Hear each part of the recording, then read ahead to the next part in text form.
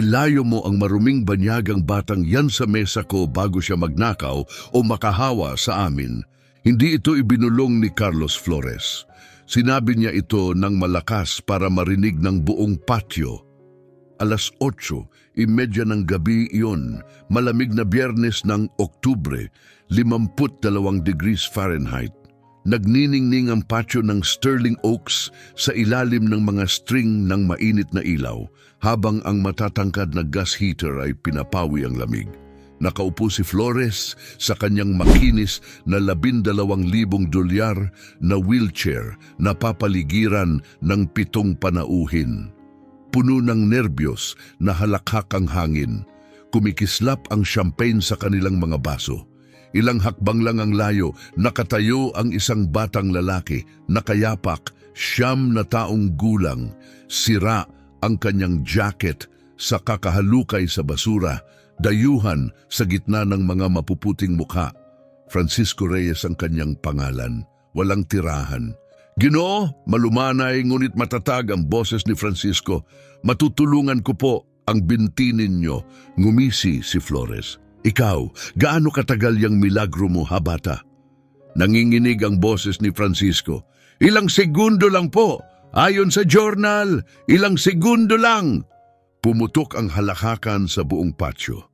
Pinahid ni Flores ang kanyang luha habang nilalabas ang checkbook. Sige, sabi niya habang tumatawa pa rin. Pagalingin mo ko gamit ang magic touch mo sa loob ng ilang segundo. Gawin mo at bibigyan kita ng $1,000,000, daga sa kalye. At kung mabigo ako, bulong ni Francisco, kukunin ako ng pulis. 30 minuto bago iyon, 8:00 ng gabi, sinundan ni Francisco ang nakakatakam na amoy ng pagkain sa loob ng 6 na block mula sa ilalim ng overpass sa Milya 34. Mantikilya, bawang, sizzling na ribeye, parang pagkain mula sa ibang mundo.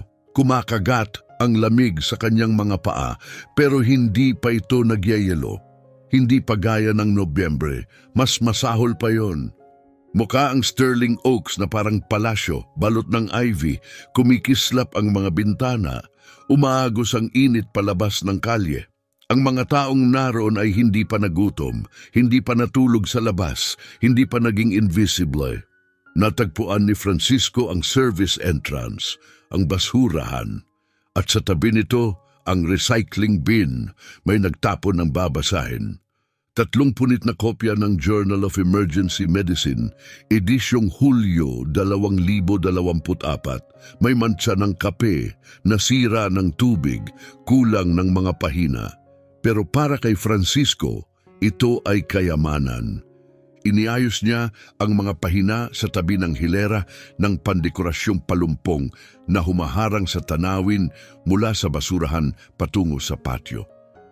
Sa pagitan ng mga siwang, kitang-kita ang lahat, 12 mesa sa ilalim ng kumukutitap na mga ilaw at heater na mas mahal pa sa buwan ng sahod ng kanyang ina.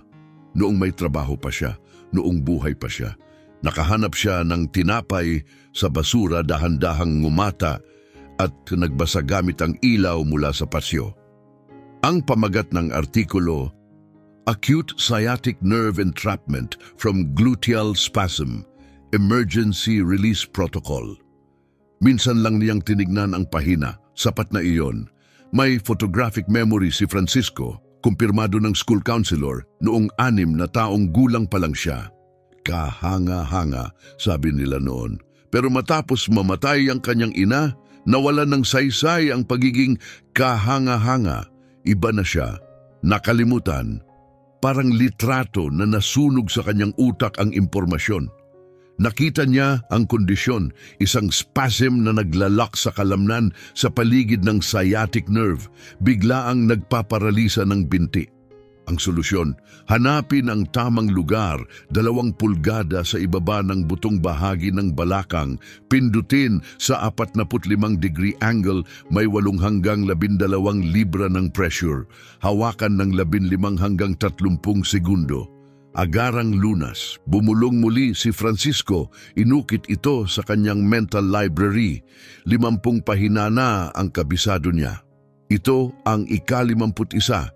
Buong medical education niya nakaimbak sa isang ziplock bag at sa kanyang hindi matitinag na memoryas, balik sa patio, masigla ang kasiyahan.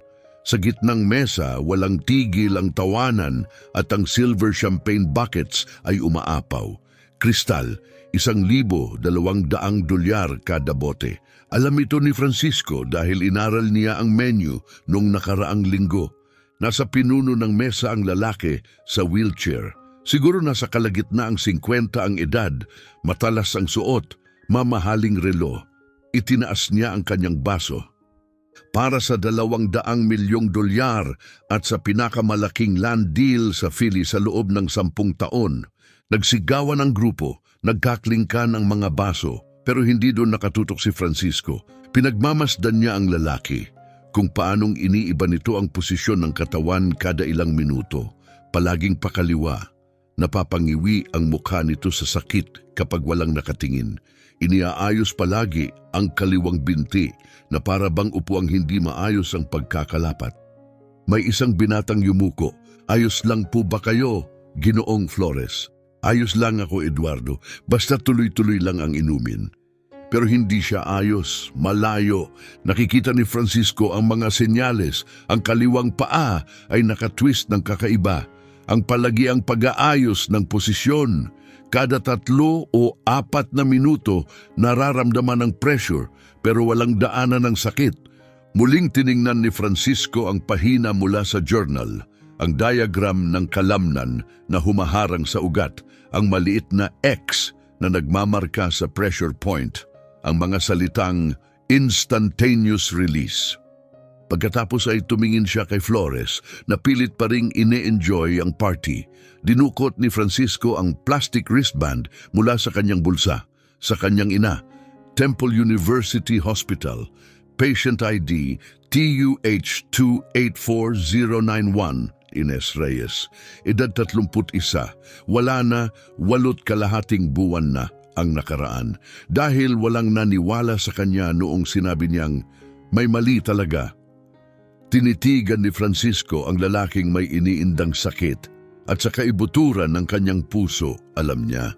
Mula sa 51 pahinang kabisado, mula sa 8 buwan ng panonood sa ospital, mula sa labas ng salamin, alam niyang may masamang mangyayari. Ang hindi niya pa alam, siya pala ang makakapigil nito. Hinugot ni Francisco ang hospital band mula sa bulsa. Kupas na dilaw na plastik, gas-gas at luma pero nababasa pa rin. Kahit hindi na mahalaga, kabisado niya na bawat letra nito. Ines Reyes, ipinanganak Marso 15, 1974, na-admit sa ospital Agosto 13, 2025. Matinding allergy sa penicillin.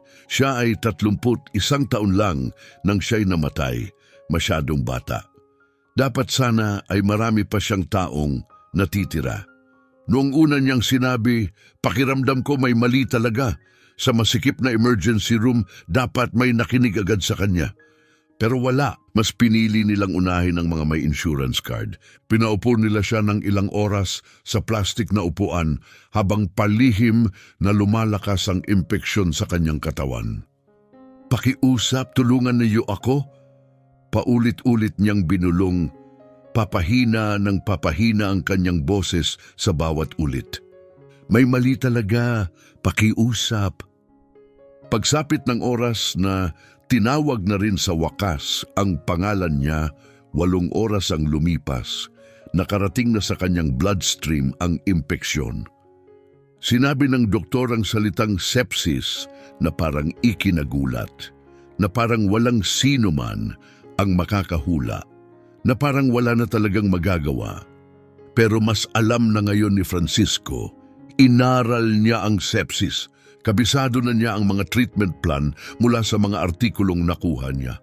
Alam niyang isang simpleng dose lang ng antibiotic, wala pang $100 ang halaga. Ang sanay nakapagligtas sa buhay ng kanyang ina kung naibigay agad. $85. Yun lang, mas mura pa sa isang bote ng champagne sa mesa ni Flores ngayong gabi. May pambihirang kakayahan si Francisco, photographic memory. Nadiskubre ito ng guidance counselor niya noong 6 na taong gulang siya. Ipinakita sa kanya ang mga imahe, komplikadong teksto at pinarecall sa kanya, inuulit niya lahat, salita sa salita. Namangha ang counselor, tinawagan ng kanyang ina at sinabihan ng malalaking salita tulad ng gifted, exceptional at incredible potential. Pinag-usapan ng mga espesyal na paaralan at programa. Nagningning sa galak ang kanyang ina noon. Ang matalino kong anak, bulong nito habang hawak ang kamay niya pauwi. Magagawa mong mga kamanghamanghang bagay. Yun ay 3 taon na ang nakalilipas bago pa kami nalubog sa utang dahil sa pagkamatay ng lola niya. Bago pa magdobleng trabaho ang kanyang ina para lang may pambayad sa kuryente. Bago pa siya tuluyang mapagod, humina ang katawan at magkasakit. Bago pa natutunan ni Francisco ang masakit na katotohanan, walang halaga ang talino kung mahirap ka. Ngayon nakatira si Francisco sa ilalim ng tulay. Ang overpass sa Milya 34, 15 minutong lakad mula sa Sterling Oaks. 6 na blok lang mula sa ospital kung saan namatay ang kanyang ina. Gabi-gabi, pinanonood niya mula sa ika-4 na palapag na bintana ang mga estudyante ng medisina at mga resident doctor. Inaaral niya ang medisinang hindi kailanman naranasan ng kanyang ina. Totoong pag-aalaga. Nag-aral siya sa pamamagitan ng salamin. Natuto gamit ang matinding determinasyon. Kabisado na niya ang lahat. 51 pahina ng medical journals na kinolekta sa loob ng ilang buwan, itinago sa isang ziplock bag. Bawat isa'y inukit sa kanyang isip na kaayos ayon sa paksa, bawat salita. At gabing iyon may nagbago. 8:15 ng gabi, nagbago ang lahat. Napabuntong hininga si Carlos Flores at nabitawan ang tinidor. Tumama ito sa porselanang plato. Isang babaeng nakasuot ng formal na suit, nasa 40 anyos, ay tumayo kalahati mula sa kanyang kinauupuan. Carlos, anong nangyayari?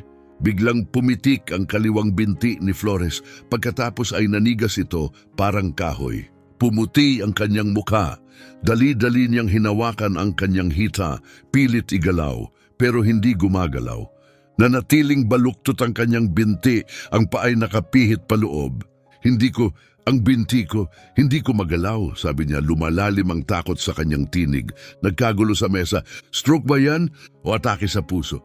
Tumawag ng ambulansya. May isang lalaking matanda na tumawag agad sa siyam na isa-isa. Oh, emergency, Sterling Oak Restaurant, malapit sa Route 76. Kailangan namin ng tulong agad. 58 taong gulang na lalaki, posibleng stroke. Naka-wheelchair na at ngayon tuluyang lumambot ang kaliwang binti. Nakinig siya sandali, tapos kumunot ang noo. 18 minuto, yan ang tagal bago makarating ang ambulansya. Mula sa ilang talampakang layo, tagong-tagong nakamasid si Francisco. Nakita niya ang paa nakabaluktot ng kakaiba. Nakita niya ang kalamnan sa ilalim ng mamahaling pantalon, parang bato na ninigas. Tugma ito sa diagram na pinag-aralan niya 30 minuto ang nakalipas. Hindi ito stroke, hindi ito heart attack, hindi ito permanente. Isa lang itong acute gluteal muscle spasm. Mukhang nakakatakot, parang katapusan. Pero pwede itong gamutin, pwedeng ayusin. Sa loob lang ng ilang segundo, kung alam mo lang eksakto kung saan, pipindutin. Muling tinignan ni Francisco ang pahina ng journal, ang nakamarkang trigger point, ang instruction 15 hanggang 30 segundo ng pressure at biglaang huhupa ang kondisyon. Pawis na pawis si Flores, yakap ang binti sa sakit. Ang mga tao sa paligid ay pasigaw, litong-lito, walang magawa. Wala ni isa sa kanila ang nakakaalam kung anong nangyayari. Tinitigan ni Francisco ang kupas na wristband sa kanyang kamay, pag-aari ng kanyang ina. Patient 84,091, Ines Reyes. Pakiusap, makinig naman ng kahit sino. Huminga ng malalim si Francisco at tumayo. Kumaluskos ang mga dahon sa likuran niya. Si Eduardo, ang assistant ni Flores, ang unang nakapansin. "Sir, may tao?" Lumapit si Francisco patungo sa gilid ng patio. Isang itim na bakod na bakal ang naghihiwalay sa mundo nila at ng bata. 4 na talampakan ang taas. Malalawak ang pagitan. Tama lang para daanan ng isang maliit na bata. At yun mismo ang ginawa ni Francisco. Ito ang sandaling magbabago ng lahat. Lumabas siya sa anino, nakayapak, walang ingay sa konkretong sahig. Lumuluwag ang kanyang sira-sirang jacket sa payat niyang katawan. Payat ang balikat, halos makita na ang buto sa ilalim ng balat. Magulo ang eksena sa patio. Si Flores ay yakap pa rin ang kanyang binti. Si Angelina ay paulit-ulit na tumatawag sa siyam isang-isa. Si Roberto ay paikot-ikot. Si Richard ay kinukunan ng lahat gamit ang cellphone. Nagdobleng tingin si Eduardo Aquino nang makita si Francisco. Isang batang palaboy nandito sa harapan nila. Hindi dito dapat naroon si Francisco ayon sa mga patakaran ng lipunan. Hindi siya nababagay sa kahit anong paraan. "Sir!" sigaw ni Eduardo sa gitna ng kaguluhan, sinusubukang kunin ang atensyon ni Flores. "May bata rito." Napatingala si Flores. Saglit nagtama ang kanilang mga mata ni Francisco, isang lalaking milyonaryo at isang batang nakayapak na natutulog sa ilalim ng tulay. Dalawang mundong hindi dapat nagtagpo at sa sandaling iyon napangiwi si Flores hindi lang dahil sa takot o pagkalito kundi ng mas madilim pa. At dumating ang mga salita, malakas, malinaw, sinadya para marinig ng lahat. "Ilayo ang maruming batang yan sa mesa ko bago siya magnakaw o makahawa sa amin." Parang batong bumagsak ang mga salitang iyon. Nagpatuloy ang malamyos na jazz piano mula sa mga speaker pero tumigil ang buong patio. 40 tao mula sa 12 mesa ang sabay-sabay lumingon. Hindi na nila nakitang bata si Francisco. Nakakita sila ng banta, isang bagay na kailangang alisin. Marami nang mas masakit ang narinig ni Francisco sa nakaraang 8 buwan. Tinuturuan ka ng lansangan kung paano ang tunay na kalupitan. Pero masakit pa rin. Pinilit niyang huwag pansinin ang mga titig, pigilan ang luha at tumutok sa totoong emergency. Ang binti ng lalaki, ang krisis medikal na hindi nila napapansin.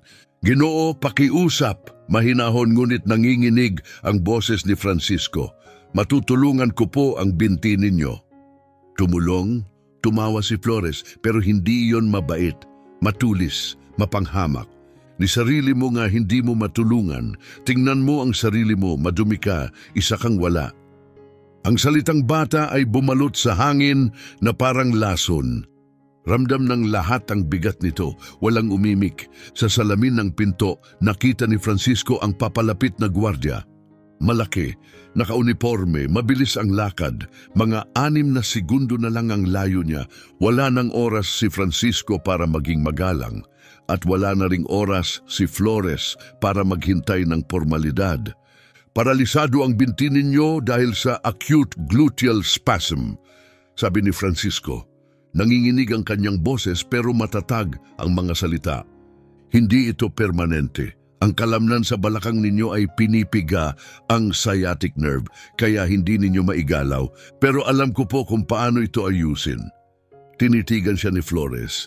Pagkatapos, nagbago ang ekspresyon nito. Ngayon ay parang naaaliw, halos nandidiri.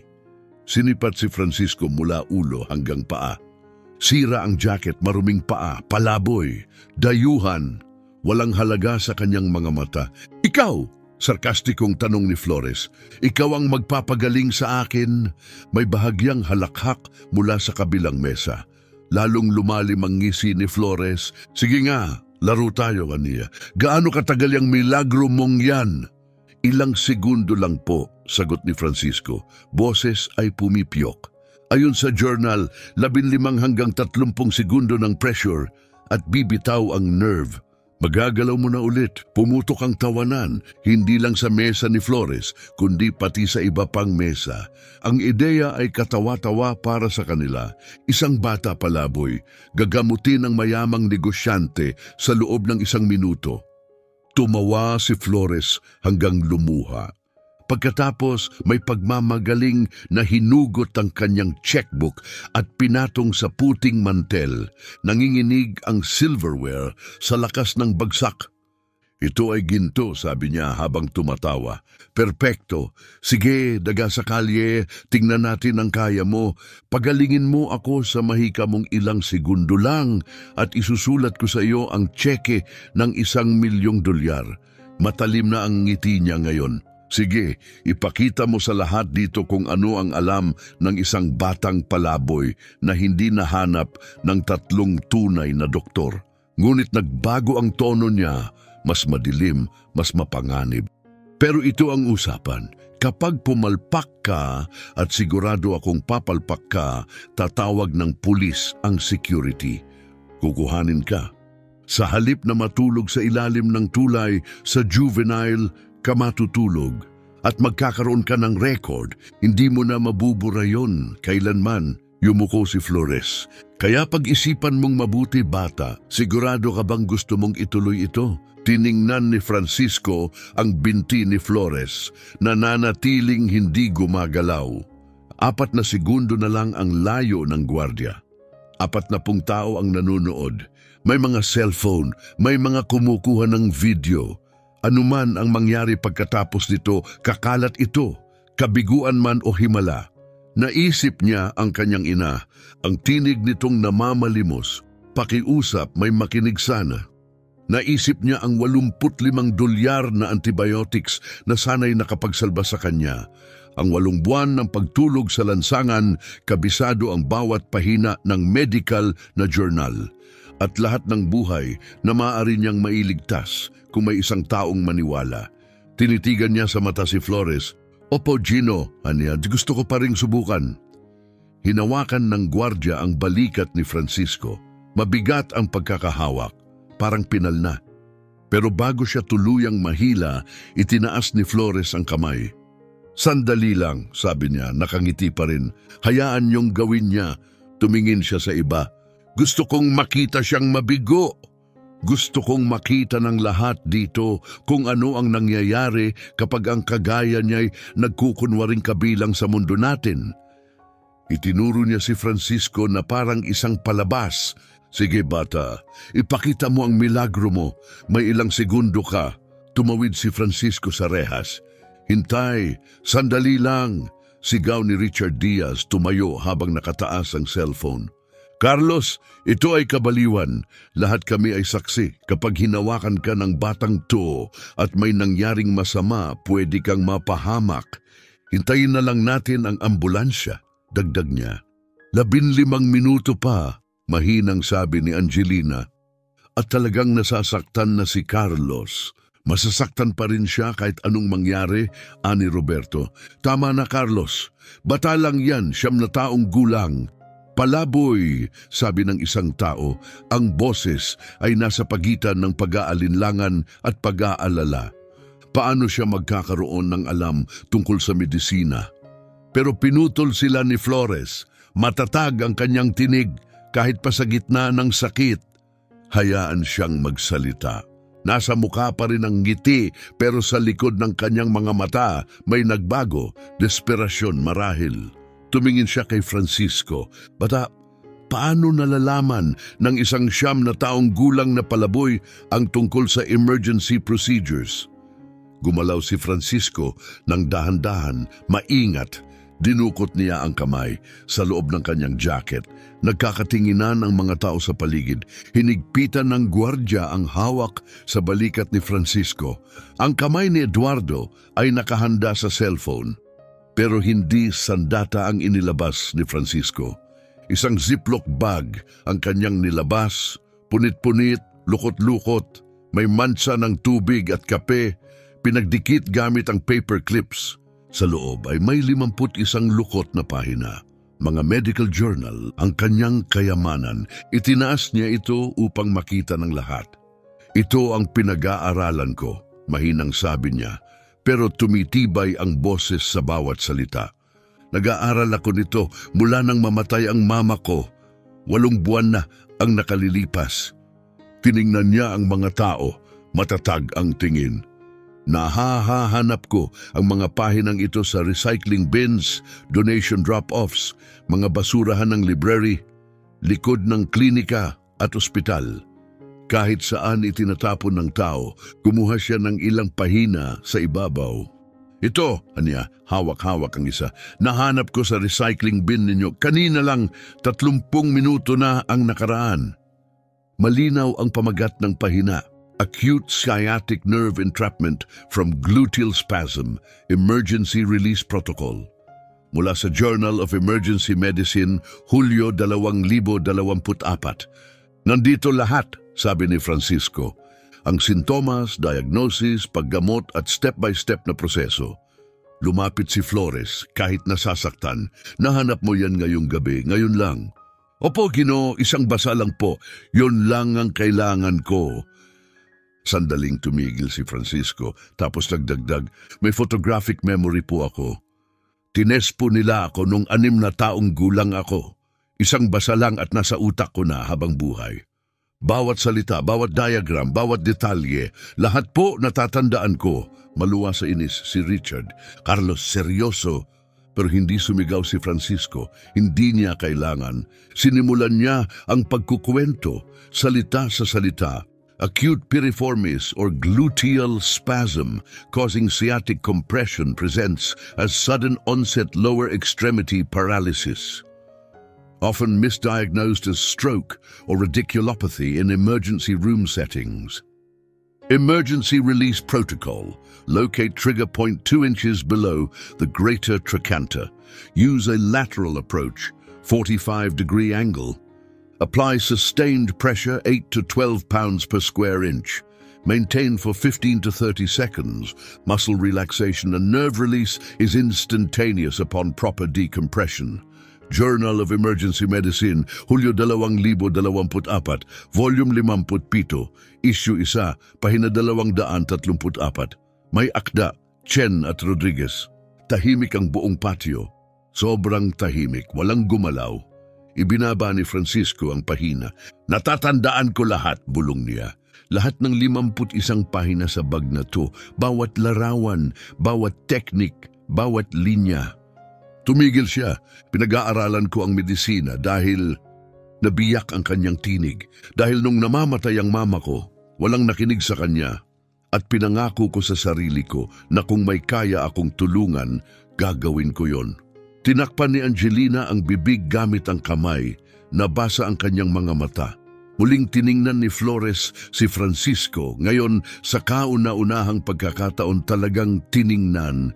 Hindi ang maruming jacket, hindi ang paa niyang walang sapin, kundi ang batang nagniningas sa tapang at kaalaman. Anong gusto mong gawin ko? Tahimik na tanong ni Flores. Manatili po kayo sa upuan. Huwag gagalaw, tugon ni Francisco, malinaw na ang isip. Kapag pinindot ko, masakit po ito. Baka sobrang sakit, pero huwag kayong magkakakalas ng kalamnan. Huwag pong labanan. Sabay po tayong magbibilang, okay po ba? Tumango si Flores. Okay, kailangan ko po munang maghugas ng kamay. Lumapit si Rolando, isa sa mga waiter. Nandito po ang hand washing station. Binuksan niya ang gripo at pinatakan ng sabon ang mga kamay ni Francisco. Maingat na naghugas si Francisco sa pagitan ng bawat daliri, sa ilalim ng mga kuko hanggang pulso. 30 segundo. Walang nagsalita. Pagkatapos, banlaw. Pinunasan ng kamay sa manggas ng kanyang jacket. Tumingin muli sa paligid. 8:48 p.m. Lumipas ang 5 segundo. Lumakad si Francisco papunta sa wheelchair ni Flores at lumuhod sa tabi nito. Kahit nakaluhod, halos abot lang niya ang armrest. Mukha siyang maliit, marupok. 58 libra lang siya katabi ng lalaking higit sa doble ng kanyang laki. Isang batang palaboy sa tabi ng isang milyonaryo. Hahanapin ko muna ang eksaktong spot, sabi ni Francisco. Kapag may masakit, sabihin niyo po agad. Ang kanyang mga kamay, maliit, magaspang sanay sa lansangan, ay gumalaw ng may kakaibang ingat. Dahan-dahang pinisil niya ang bahagi ng balakang ni Flores sa ibabaw ng mamahaling tela ng suit. Hinahanap niya ang mga palatandaan, ang butong nakausli, greater trochanter, ang iliac crest, ang panlabas na gilid ng glute muscle. Pagkatapos, tumigil siya. Dito! Dumidiin siya ng bahagya. Napakislot si Flores. Parang bato ang kalamnan mo, ani Francisco. Yang trigger point ay... Gumalaw siya nung nandito. Itinaas ni Eduardo ang cellphone. Ire-record ko to, ano man ang mangyari. Maganda, sabi ni Flores. Mahigpit ang kapit sa armrest. Puting-puti ang kanyang mga kamao. Sigurado ka ba, bata? Itinapat ni Francisco ang 2 hinlalaki sa eksaktong punto mula sa diagram. 2 pulgada sa ibaba ng buto sa balakang, gilid ng glute. 45-degree angle. Sigurado ako sa nabasa ko niya. Alam ko ang anatomy. Ang problema lang, hindi ko pa ito nagawa sa ibang tao. Sa sarili ko lang po ako nakapag-practice. Ay Diyos ko, bulong ni Richard. Gusto mo bang hintayin na lang? Tanong ni Angelina. Tumingin si Flores sa binti niya, nakakandado pa rin. Pagkatapos tumingin kay Francisco, isang batang walang pag-aari kundi kaalaman, tapang at isang pangakong binitiwan sa kanyang ina. Takot, pero matapang. Palaboy, pero henyo. Lahat ng tinapon ng mundo, handa siyang iligtas ito. Hindi, sabi ni Flores. Hindi tayo maghihintay. Francisco, gawin mo na. Huminga ng malalim si Francisco. Kapag pinindot ko, sabay-sabay tayong magbibilang. Malakas. Makakatulong sa timing. Tumingala siya, humihingi ng paumanhin. Pasensya na po kung sobrang sasakit. Nagngalit ang ngipin ni Flores. Gawin mo na, bata. 48 ng gabi, 40 segundo makalipas ang oras, pumindot si Francisco. Hindi marahan. Ginamit niya ang lahat ng lakas, ang buong bigat ng kanyang katawan, parehong hinlalaki tumarak sa eksaktong punto. Tama ang anggulo, 45 degrees, ayon sa journal. Napasinghap si Flores, agad na naramdaman ang sakit. Diyos ko, isa, singit ni Angelina. Siya ang unang nagbilang. Sumunod si Eduardo, si Roberto, maging si Richard. May mga boses din mula sa mga kalapit na mesa. May alinlangan, may malakas. 1, 2, 3, 4, 5, hingal na si Flores. Hindi na mahalaga ang malamig na hangin. Mahigit 50 degrees pa rin. Basang-basa na ng pawis ang kanyang noo. Kumikiskis ang leather ng upuan sa higpit ng hawak niya. Naninigas ang buong katawan sa sakit. Diyos ko! Hindi ko na kaya, unggol niya. Kaya mo, sagot ni Francisco. Tuloy lang ang bilang. 6, 7, 8. Nararamdaman ni Francisco sa ilalim ng mga hinlalaki niya. Ang kalamnan, matigas na parang bato, ay ayaw pa ring gumalaw. Sa ilalim nito, ang ugat ay naiipit, tila sumisigaw ng tahimik. Nanginginig na ang kanyang mga braso, pero hindi siya tumigil. Malinaw ang tagubilin, 15 hanggang 30 segundo. Kailangan niyang umabot doon. 9, 10, 11. Nabiyak ang boses ni Angelina. Umiiyak na siya, pero tuloy pa rin sa pagbibilang. May guhit ng maskara sa kanyang pisngi. 12, 13, 14. Nagbago ang paghinga ni Flores. Bumilis, naging mababaw. Namula ang kanyang mukha, lumitaw ang ugat sa noo. Hindi ko na kaya. Malapit na tayo. 15. Tumigil ang buong patio. 40 tao ang sabay-sabay na hindi huminga, nakatutok, habang ang isang batang nakayapak ay pinipisil ang balakang ng isang milyonaryo. Parang countdown ng isang himala. 16, 17. Nararamdaman na ni Francisco bago pa man marinig o makita ng iba. Naramdaman na niya ito sa ilalim ng kanyang mga kamay. Nagbago ang pakiramdam, nawala ang tigas. Mula kahoy naging laman, mula panlaban naging pagpapakawala, at narinig nila ito, pap. Hindi malakas, pero malalim. Parang pagputok ng buko, mas mababa, mas buo. Parang nagmula sa kailaliman ng katawan. Narinig iyon ng lahat na pakislot si Flores. Umangat ang likod niya. Napalingon ang ulo niya pabalik.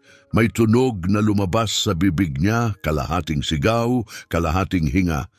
8:48:58 p.m., 18 segundo ng pressure, eksakto. Hinugot ni Francisco ang kanyang mga kamay. Nanginginig ang katawan niya sa pagod, adrenaline, takot at pag-asa. Halos mabuwal siya pero naisalba ang sarili.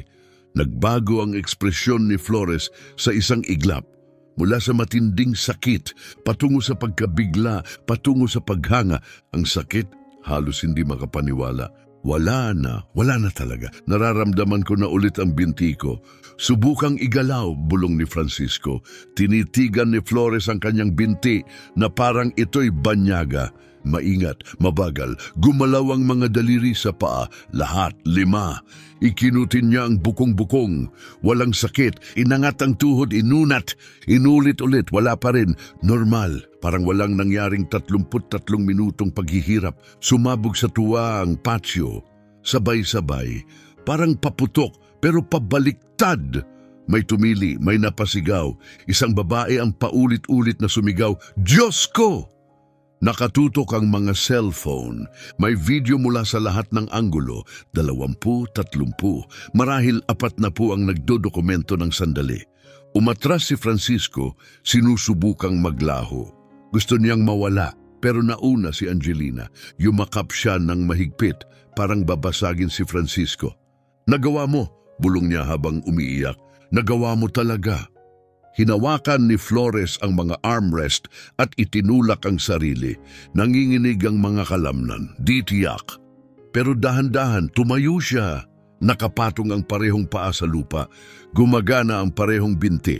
8:49 p.m. 15 segundo ang nakalipas.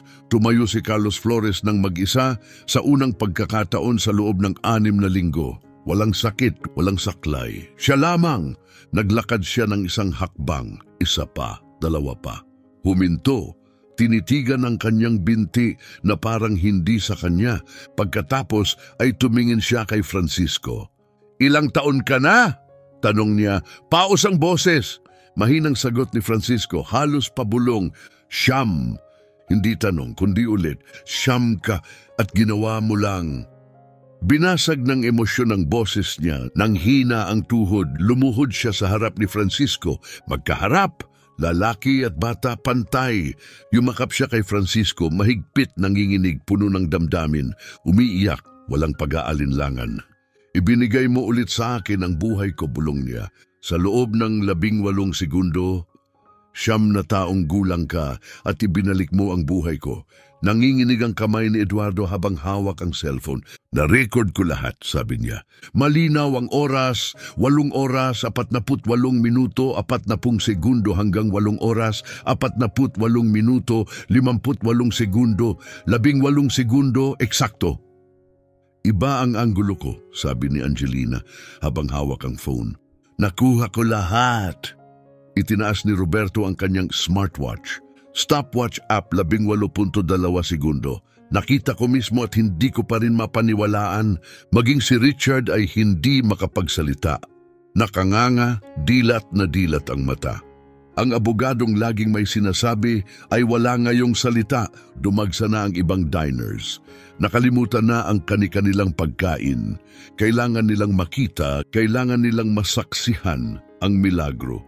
Tinaas nila ang kanilang mga cellphone. Sinasagip ang bawat segundo ng imposibleng pangyayari. Isang batang nakayapak, palaboy, nagpagaling sa isang milyonaryo sa loob ng wala pang 1 minuto. Hinawakan ni Flores si Francisco sa magkabilang balikat. Tinitigan siya na parang isang banal na bagay. "Ano ang buong pangalan mo?" "Francisco Reyes," sagot niya. Inulit ni Flores, minsan 2 beses. Parang dasal, parang inuukit sa alaala. "Hindi ko kakalimutan ang pangalang yan habang ako'y nabubuhay." Tumingala siya sa mga tao, sa mga cellphone, sa lahat ng nakasaksi.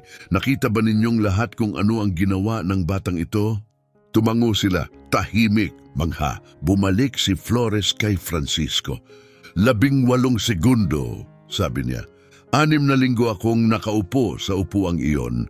3 nangungunang surgeon ang nagsabi, hindi na ako makakalakad muli at ikaw ay inayos mo sa loob ng 18 segundo gamit ang iyong mga hinlalaki at isang pahina mula sa journal na ako mismo ang nagtapon.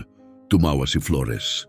Hindi na ang mapanuyang halakhak kanina, kundi isang tawang puno ng paghanga at hindi makapaniwala. Paano? Tanong niya habang tumatawa pa rin. Paano mo nalaman kung anong gagawin? Itinaas ni Francisco ang lukot na pahina mula sa journal. Luma na ito, may tupi at mantsa, pero malinaw pa rin ang diagram at mga tagubilin. Nandito po lahat, sagot ni Francisco. Ang mga hakbang, ang drawing, ang protocol, sinunod ko lang po ang nakasulat. Nakatitig si Flores sa kanya, namamangha. Pero paano mo natutunang hanapin ang mga puntong iyon sa katawan? Tahimik na sagot ni Francisco, halos mahiyain. Sa ospital po, Temple University, 4th floor, East Wing. Pinapanood ko po sila mula sa bintana habang nagtatrabaho ang mga resident doctor. Tinitingnan ko kung paano nila hinahanap ang mga landmark sa katawan. Tumigil siya sandali. Pagkatapos, umuwi ako. Nagsasanay ako sa sarili. Hinahanap ko sa katawan ko. Tinatandaan ko. Inaaral ko. Tinitigan siya ni Flores ng mas matagal. Pagkatapos parang may naputol sa loob niya, tumawa at umiyak ng sabay. Lumuha siya habang muling niyakap si Francisco ng buong puso, may pasasalamat na umaapaw. At si Francisco, maliit tulala, tumayo lang doon. Hindi sigurado kung anong nangyayari, hindi tiyak kung ito na nga ba ang pakiramdam ng talagang pinakinggan. Bumalik si Flores sa mesa, bawat hakbang ay maingat, na parang baka biglang bumigay ang kanyang binti. Pero hindi, matatag ang mga ito, maayos, normal na muli, hindi na siya bumalik sa wheelchair. Sa halip, kinuha niya ang isang karaniwang upuan, unang pagkakataon sa loob ng 6 na linggo. Nanatiling nakatabi ang wheelchair, walang laman, isang simbolo ng nakaraan, isang kabanatang isinara.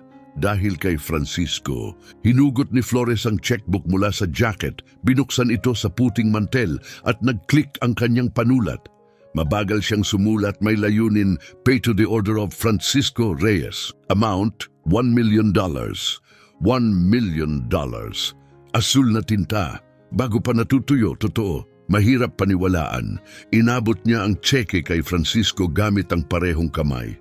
Karapat dapat ka dito, sabi niya. Bawat sentimo. Kunin mo na, pero hindi gumalaw si Francisco. Hindi niya inabot, hindi kumurap. Tumayo lang siya nakatitig sa tseke. Magsalita si Eduardo, malapit pa rin habang nagre-record. Francisco, $1 milyong yan, totoong milyon. Bahay yan, kinabukasan, kolehiyo, lahat. Tumango si Roberto Reed, dilat ang mga mata. Bata, pakinggan mo. Sapat na yan para baguhin ang buong buhay mo. Hindi mo na kailangang matulog sa lansangan ngayong gabi. Pwede ka nang maging ligtas, mainit, may pagkain.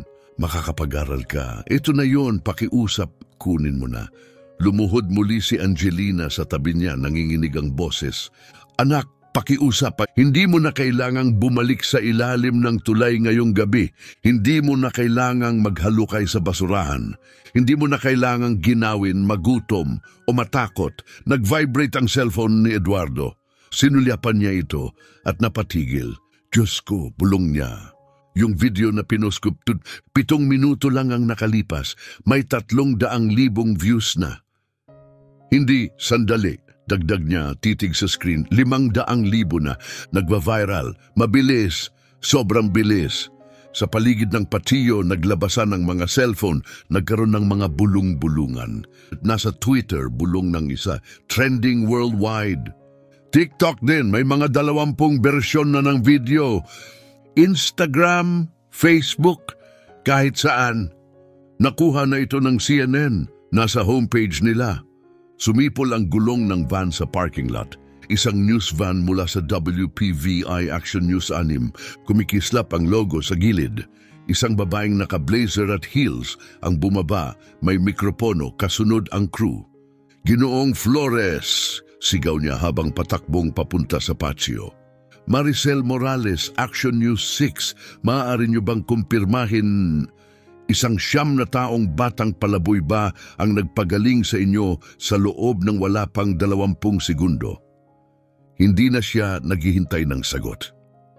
Alam na ito ng buong mundo. Dumagsa na ang mga tao sa bakod, mga customer, mga dumadaan, maging mga staff sa kusina. May hawak na cellphone, sinusubukang kuhanin ang sandali. Ang sandaling may imposibleng nangyari. Lumalaki ang kwento sa bawat hininga. Ang isang video ay naging 10, 100, 1,000. At sa gitna ng lahat, hindi pa rin gumagalaw si Francisco. Nakatayo lang, nakatingin sa tseke, tahimik. Mas banayad na ang boses ni Flores ngayon. Maamo, halos nagmamakaawa, malayo na sa malupit na lalaking ng bastos, 1 oras lang ang nakalipas. Francisco, sabi niya, pakiusap, kunin mo na. Iniligtas mo ang buhay ko, so karapat-dapat ka dito, karapat-dapat ka sa lahat. Sa wakas, nagsalita si Francisco. Napakababa ng boses, tumigil ang buong patiyo para marinig siya. Hindi ko po ito ginawa para sa pera, at bigla tumigil ang lahat. Walang gumalaw, walang nagsalita, parang ang mundo mismo ay huminto para makinig. Ginawa ko po ito dahil nanginginig ang kanyang boses pero hindi nabasag. Nang namamatay po ang mama ko sa emergency room, paulit-ulit po siyang nagsasabi ng iisang bagay. Pakiusap, may makinig sana. 6 na oras niya pong inuulit yon habang pinaghihintay siya. Pero walang nakinig, hindi hanggang huli na, hindi hanggang mamatay na siya. Umiiyak muli si Angelina, takip ang bibig. Nag-zoom ang kamera ni Maricel kay Francisco sa tseke sa pagitan ng ginawa niya at sa kanyang pagtangging tanggapin ang kapalit. May sakit ka ngayong gabi, sabi ni Francisco, nakatingin kay Flores. Malubha, at inakala ng lahat na ibang sakit ito. Stroke, permanenteng nerve damage, pero walang tumutok. Paghihintayin ka pa nila ng 18 minuto habang nahihirapan. Tumigil siya, hindi ko po kayang hayaang mangyari yon. Hindi na muli, hindi habang alam kong kaya kong tumulong. Ang tanging naririnig na lang ay ang mahinang hikbi ng mga estranghero. Dahan-dahang ibinaba ni Flores ang tseke, basang-basa na ang mukha niya ng luha. Ano ang gusto mo, Francisco? Tanong niya, nanginginig ang tinig. Sabihin mo lang, kahit ano. Tumayo lang si Francisco, tahimik, nag-iisip, at ang buong mundo ay naghihintay sa kanyang sagot. Nagtagal ang katahimikan, sapat para ang buong karamihan ay mapayukong makinig. Sapat para si Maricel Morales, ang reporter, ay iabot ang mikropono palapit kay Francisco. At sa wakas, nagsalita si Francisco. Gusto ko pong matuto, sabi niya. Kalma ang kanyang tinig, matatag, tapat, tunay na pagkatuto sa tunay na paaralan na may tunay na guro at tunay na aklat, hindi mula sa basurahan. Tumigil siya, luminga sa paligid. Gusto kong maging tunay na doktor para wala nang inaang mamatay sa waiting room, paulit-ulit na nagsasabing, pakiusap, may makinig sana, habang wala namang nakikinig. Nabasag ng tuluyan ang boses ni Flores, magiging pinakamahusay kang doktor na makikilala ng lungsod na ito, anin niya, puno ng damdamin. Ipinapangako ko yan sa iyo. Tumingin si Francisco sa kanya, nag-aalinlangan. Ibig sabihin po ba nito, tutulungan niyo ako? Hinugot ni Flores ang kanyang telepono. Bata, sabi niya, hindi lang kita tutulungan. Babaguhin ko ang buong buhay mo, simula ngayon mismo, at habang nakaon pa ang mga kamera at mahigit 3 milyong tao na ang nanonood online, nagsimula siyang tumawag. Sa kabilang dako, ibinaba ni Roberto Reed ang kanyang wine glass nang may matinis na tunog. Kung henyo talaga ang batang to, sabi niya, baka pwede rin niyang tingnan ang balikat ko. Tumayo siya at nag-unat, nakita ang pangingiwi sa mukha. 2 taon ng sakit, 6 na doktor, 18,000 dolyar na gastos. Wala pa ring nakakaalam kung ano yon. Lumingon si Francisco. Anong klasing sakit po? Masakit palagi, pero matalim kapag inangat ko ang braso, lalo na sa tagiliran. Hindi ko na maabot ang likod ko. Nagigising ako sa gabi dahil dito. Ipinakita ni Roberto ang kilos. Halata ang kirot sa kanyang mukha. 3 ang nagsabi na may rotator cuff tear, 2 arthritis, 1 tendonitis. Nagpa-MRI na ako, X-ray, PT, mga injection, wala pa ring tulong. Pwede ko po bang suriin? Tanong ni Francisco. Napakurap si Roberto, tumingin kay Flores, tapos bumalik ang tingin sa bata. Oo, sige, tingnan natin kung ano makikita ng 9 na taong gulang. Lumakad si Francisco muli sa lababo. Maingat na naghugas ng kamay, 30 segundo. Pagkatapos ay bumalik kay Roberto. May mga itatanong po muna ako. Sige lang, masakit ba kapag iniangat mo ang braso sa unahan? Oo, lalo na habang papataas. Paano po kung patagilid?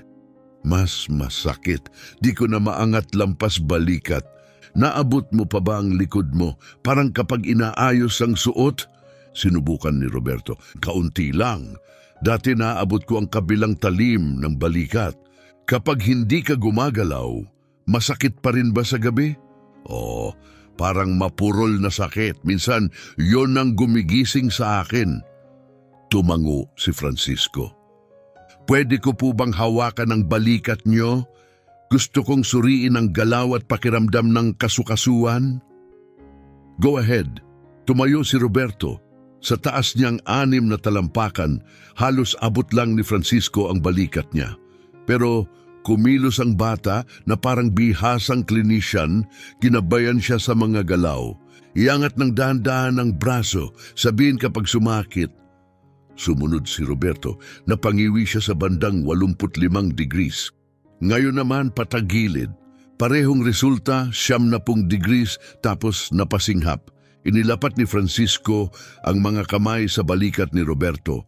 Pinisil ang ilalim ng collarbone palibot sa shoulder blade. Sinuri ang temperatura, lambot at reaksyon ng kalamnan. Matigas ang subscapularis mo rito, sabi niya sabay diin. Napakislot si Roberto. At namamaga ang subacromial space mo. Mainit. Malamang may fluid sa bursa. Umatras si Francisco. Mayroon kang adhesive capsulitis with subacromial bursitis. Napakurap si Roberto. Mayroon akong, frozen shoulder, sagot ni Francisco. Pero hindi eksaktong tama ang tawag na yon. Namamaga ang bursa, yung sac na may fluid na naglalambot ng kasukasuan. May peklat sa loob ng capsule, kaya hirap kang igalaw ang balikat mo. Lumapit si Angelina. Paano mo alam na hindi rotator cuff tear? 3 doktor ang nagsabi niyan. Kalma ang paliwanag ni Francisco kasi may lakas pa si Mr. Reed sa braso niya. Tingnan niyo. Itulak mo ang kamay ko, malakas. Ginawa ni Roberto, malinaw na malakas pa rin siya. Normal ang lakas niya, paliwanag ni Francisco. Kung may punit sa rotator cuff, hindi na kayang gumawa ng puwersa. Malakas pa siya. Pero limitado ang galaw dahil sa pisikal na sagabal sa kasukasuan. Itinuro niya ang braso ni Roberto. Ang sakit ay lumilitaw mula 60 hanggang 120 degrees ng pag-angat. Iyan ay klasikong subacromial impingement, kung saan naiipit ang namamagang bursa sa pagitan ng mga buto habang inaangat ang braso. Iyon ang matalim na sakit. Tumingin siya kay Angelina. Iba ang pattern ng pain kapag rotator cuff injury talaga. Si Richard sa gilid ay abalang nagtatype sa kanyang phone. Pagkatapos napatingin siya, gulat. Tama siya, salita sa salita, galing sa Johns Hopkins Orthopedic Manual. Tinitigan niya si Francisco. Paano mo nagagawa to? Umangat ang balikat ni Francisco. Mahina ang boses, parang nahihiya. Naalala ko lang po ang nababasa ko. May anatomy book ako na nakuha 3 buwan na ang nakaraan. May buong kabanata tungkol sa shoulder problems. Kabisado ko lahat. Lahat? Ulit ni Richard, hindi makapaniwala. Lahat. Natahimik si Roberto. So, anong gagawin ko? Hindi mo kailangan ng surgery, sagot ni Francisco. Sa totoo lang, minsan mas pinapalala ng operasyon ang frozen shoulder. Tuloy-tuloy na ang paliwanag niya, clinical mode. Kailangan mo ng physical therapy, mga stretching exercise para paluwagin ang capsule. Controlled movement sa tamang panahon, isang anti-inflammatory na gamot at posibleng cortisone injection na guided ng ultrasound diretso sa bursa mula sa orthopedic specialist. Kadalasan, gumagaling ito sa loob ng 6 hanggang 12 buwan, walang operasyon. Tiningnan siya ni Roberto, manghang-mangha. Iyan mismo ang sinabi ng ika-7 doktor ko noong 1 linggo, yung espesyalista sa pain medicine. Pagkatapos kong gumastos ng 18,000 dolyar sa 6 na doktor na mali ang sinabi. Napayuko si Francisco. Mahinang bulong niya, 18,000? Tumango si Roberto. 6 na buwang pabalik-balik at ikaw na diagnose mo sa loob ng 70 segundo. May isang babaeng lumapit mula sa kabilang mesa, naka-business attire, tuwid ang tindig, determinado ang lakad. Isang babae ang lumapit mula sa karamihan, kalma, maayos at profesional ang tinig. Paumanhin aniya, ako si Dr. Patricia Castro, orthopedic surgeon mula sa Temple University Hospital. Kanina ko pa kayo pinakikinggan. Tumalikod siya kay Francisco. Maaari ko bang tingnan ang mga pahina mo mula sa journal? Tumango si Francisco at iniabot ang pinaglumaan ng ziplock bag. Punit-punit, may mansa ng kape, puno ng mga artikulong hinango sa basura. Maingat na pinag-aralan ni Dr. Castro ang mga ito. Binasa ang artikulo tungkol sa sciatic nerve entrapment, inisa-isa ang mga diagram at binalikan ang tala tungkol sa shoulder injuries. Tumingin siya kay Flores na ngayon ay nakatayo ng walang sakit at kay Roberto na inaikot ang braso ng walang iniinda. Totoo ang mga ito, aniya. Mga lehitimong medikal na protocol, peer-reviewed, mula mismo sa Journal of Emergency Medicine. Tama ang mga diagram, wasto ang mga hakbang. Lumuhod siya sa harap ni Francisco, pantay ang tingin.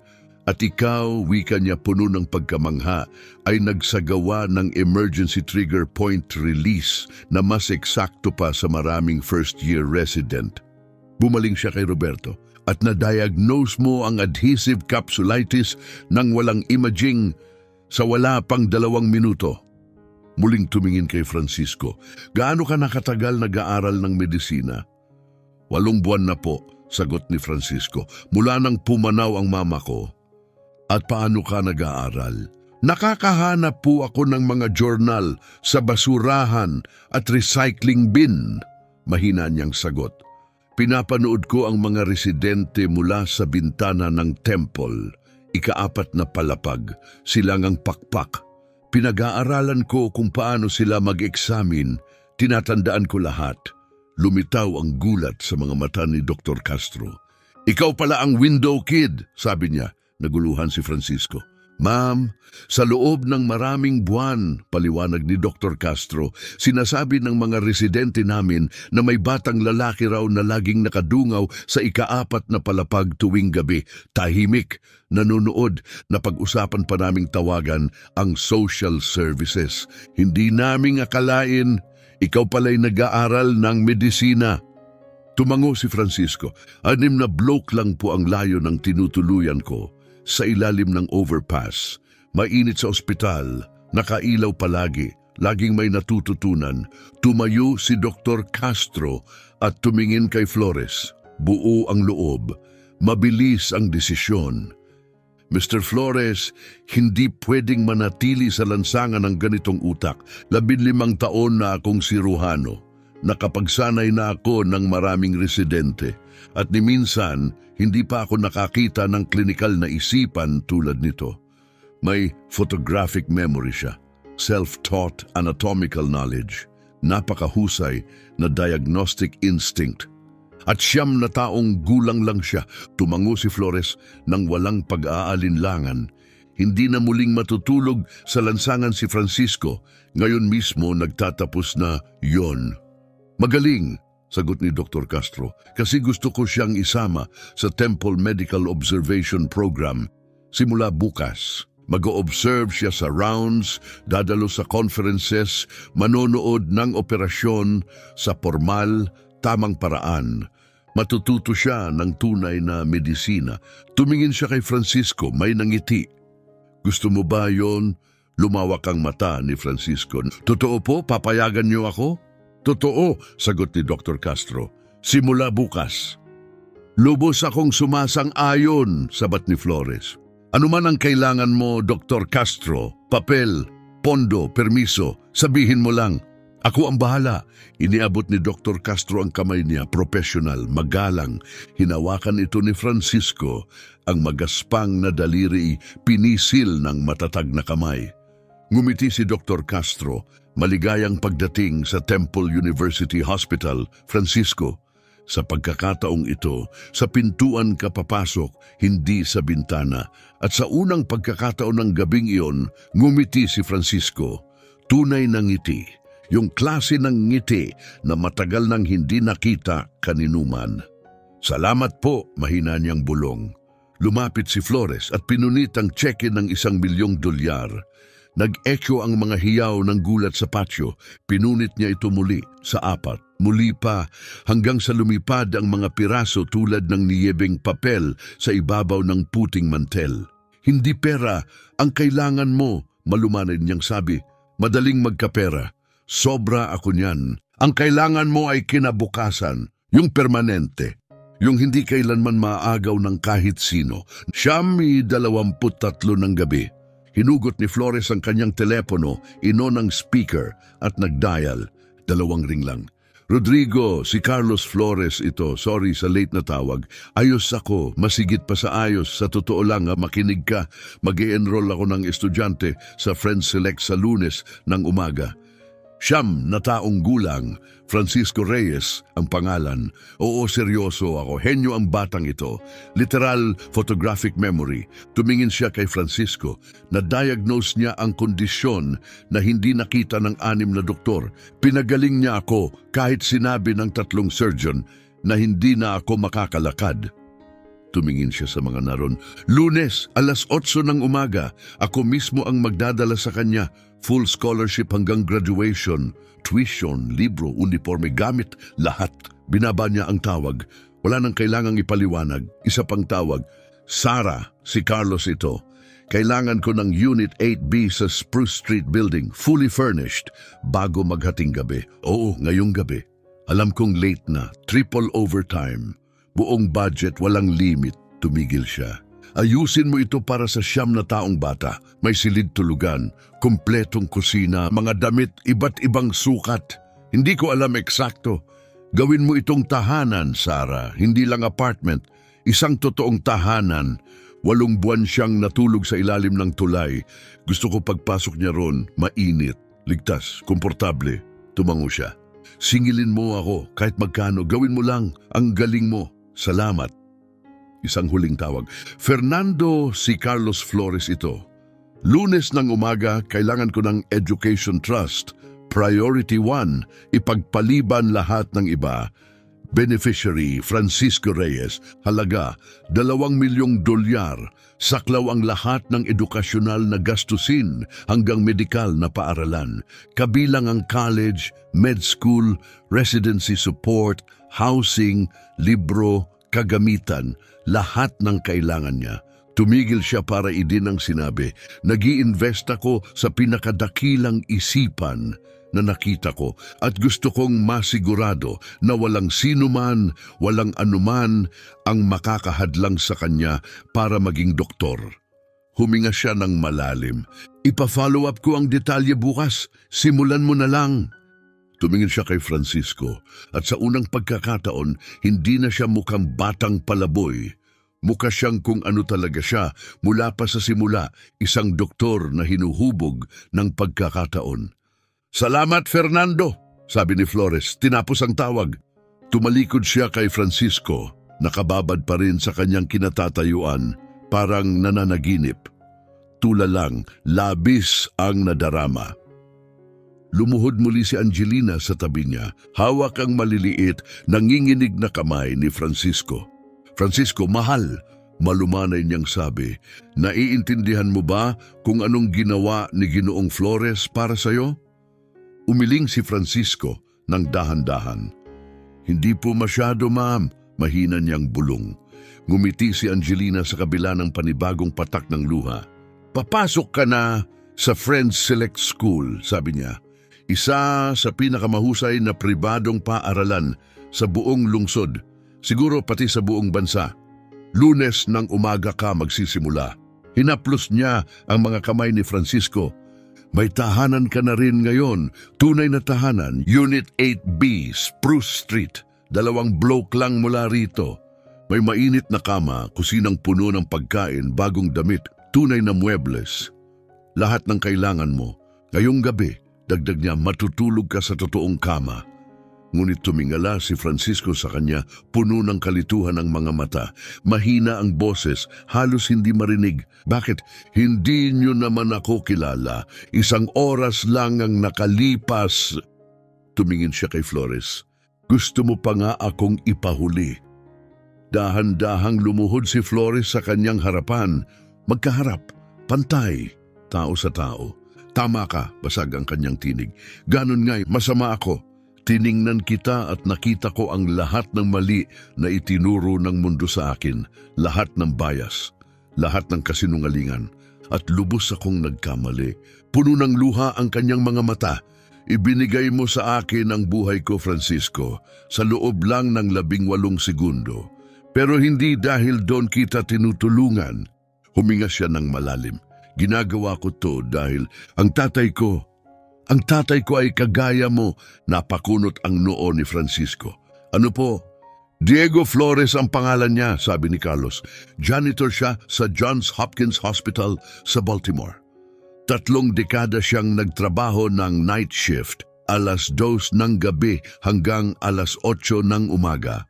At gabi-gabi, binabasa niya ang mga medical journal na tinatapon ng mga doktor. Pinapanood niya ang mga operasyon mula sa bintana. Nagtatanong siya tuwing break. Tinuruan niya ang sarili niya ng medisina tulad mo sa pamamagitan ng bintana, lumang pahina at tiyaga. Nanginginig ang boses ni Carlos, pero walang nagbigay ng pagkakataon sa kanya. Walang nakakita sa kanya, walang naniwala sa kanya. Lumuha siya ng mahigpit. Namatay siya sa edad na 53, hawak pa rin ang mop. Galit sa mundong hindi siya kailanman pinakinggan, tinitigan niya si Francisco. Itinayo ko ang buong negosyo ko para hindi ko kailanman maramdaman ang kawalan ng pag-asa na naranasan ng ama ko. Pero ngayong gabi, naramdaman ko rin iyon. Sa wheelchair na iyon, bumaba ang kanyang boses, halos bulong. At ikaw, 100 na taong gulang na natutulog sa ilalim ng tulay, ang siyang nagpagaling sa akin. Gamit ang parehong paraan na ginamit ng ama ko noon. Parang siya ang nagpadala sa'yo. Parang binigyan ako ng universo ng 2 pagkakataon. At sa pagkakataong ito, nakikinig na ako. Marahan niyang inilagay ang mga kamay sa balikat ni Francisco. Ang makuha mo ang kinabukasang hindi nakuha ng ama ko, iyan ang katarungan. Dahan-dahang inilabas ni Francisco ang wristband ng kanyang ina mula sa bulsa. Kupas na dilaw pero buo pa rin. Maaari po ba nating tulungan ng iba rin? Mahina niyang tanong. Hindi lang ako, mga kagaya ni Mama, yung mga walang perang pambiling boses. Bago pa makasagot si Flores, lumapit si Dr. Castro. May suhestyon ako, sabi niya. Mr. Flores, kung pinupunduhan mo na ang edukasyon ni Francisco, bakit hindi na rin tayo magtayo ng klinika? Isang partnership, Temple Hospital at Flores Properties, isang libreng klinikang tutok sa mabilisang diagnosis. Yung klase ng obserbasyon na ipinakita ni Francisco ngayong gabi, tumayo si Flores. Magkano ang kailangan para simulan? 250,000, sagot ni Dr. Castro. Para sa staff, gamit, supply at espasyo. Tapos na yan, sagot ni Flores. 500,000 dolyar mula sa Flores Properties, wire transfer sa Lunes ng umaga. Ngumiti si Dr. Castro. Magdadagdag ang temple ng 250,000 dolyar at magbo-volunteer ang mga resident. Sumabat si Angelina habang nagtatype. Tinetext ko ang board namin. Magdadagdag ang Williams Development ng 100,000 dolyar bilang seed money. Bumaling si Carlos kay Francisco. Papangalanan natin ang klinika ayon sa pangalan ng mama mo, the Ines Reyes Memorial Clinic. Tumingin siya sa paligid. Itatayo natin ito malapit sa Milya 34 para sa mga walang tirahan, walang insurance at walang boses. Para sa mga gaya ng ina mo na hindi kailanman nabigyan ng pagkakataon. Inabot ni Francisco ang wristband. Nanginginig ang kamay. Pag-aari po ito ni Mama, Temple University Hospital, patient TH284091. Doon siya namatay sa waiting room. 6 na oras siyang nagsisigaw pero walang nakinig. Tiningnan niya ang mga nakapaligid sa kanya. Flores, Dr. Castro, Angelina, mga estranghero, mga saksi. Siguro ngayon may ibang tao nang hindi kailangang maghintay. Maingat na kinuha ni Flores ang wristband. Niyakap niya si Francisco. Mahigpit, puno ng damdamin, protektado. Tahimik ang patio.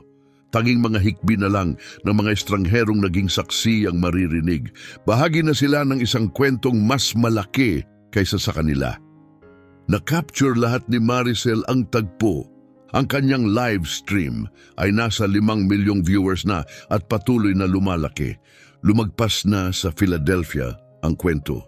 Tumatawid na ito sa bansa.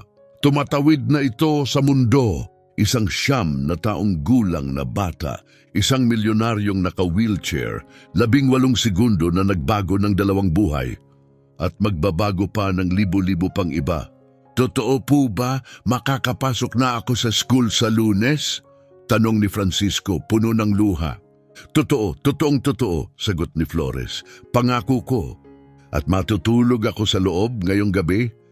Unit 8B ay sa'yo, Francisco. Habang buhay kung gusto mo. At yun na nga, 8 buwan ng pagtiis, gutom, ginaw at katahimikan. Sa wakas, bumigay. Umiyak si Francisco. Buong katawan niya ay lumugmok sa pag-iyak. Mga luha ng tuwa, lungkot, pag-asa, lahat ng hindi niya nailabas. Niyakap siya ni Flores, sinundan ni Angelina.